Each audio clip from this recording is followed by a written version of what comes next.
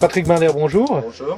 La situation de la région Alsace est assez délicate puisque le président de la commission des finances, Justin Vogel lui-même, a précisé lors d'un point presse que la région devait faire des choix et donc des économies.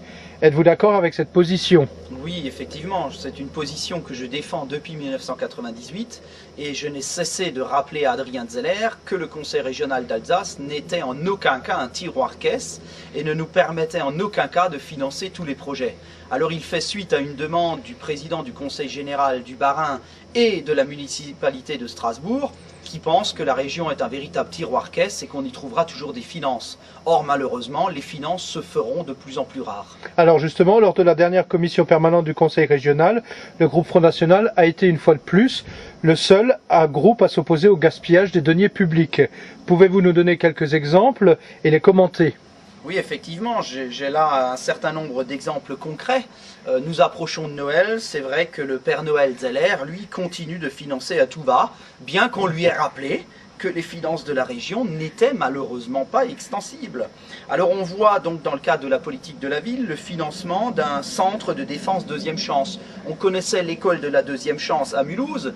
En fait, il s'agit de mettre en place une structure pour rattraper des jeunes qui sont en situation d'échec scolaire. Je n'ai pas besoin de préciser qui sont ces jeunes en situation d'échec scolaire, ils viennent bien évidemment des cités, et ils vont pouvoir bénéficier d'un programme spécifique aux frais de la collectivité, de l'État, du département, etc. Vous excuserez du peu, mais la région va y contribuer pour plus de 918 000 €.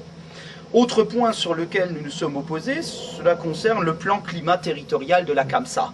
Il faut quand même savoir que Joe Spiegel et Jean-Marie Bockel, qui sont les deux dirigeants officiels, hein, c'est un tandem qui dirige la CAMSA, que ces deux élus étaient incapables de mettre quoi que ce soit en action concernant le respect de l'environnement, et aujourd'hui ils viennent une fois de plus demander de l'argent à la région.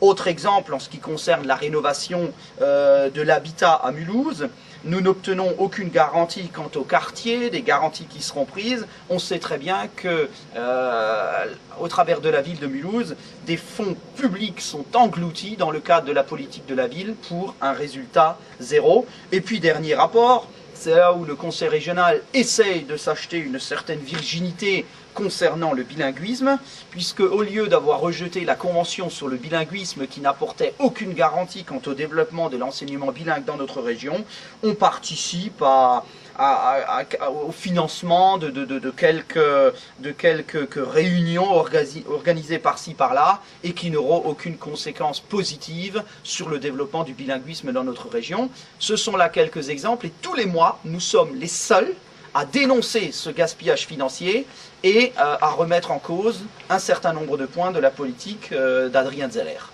Justement, Adrien Zeller ne cesse de parler d'expérimentation. Je crois que vous lui avez fait une proposition. Bah oui, écoutez, il nous parle d'expérimentation, de régionalisation, de subsidiarité. Nous lui avons simplement proposé que pour la réinsertion des jeunes dans le cadre de la politique de la ville, on puisse introduire le pouce-pouce dans les banlieues. Ça donnerait du travail à certains et ça en ferait réfléchir d'autres pour un coût, somme toute, minime.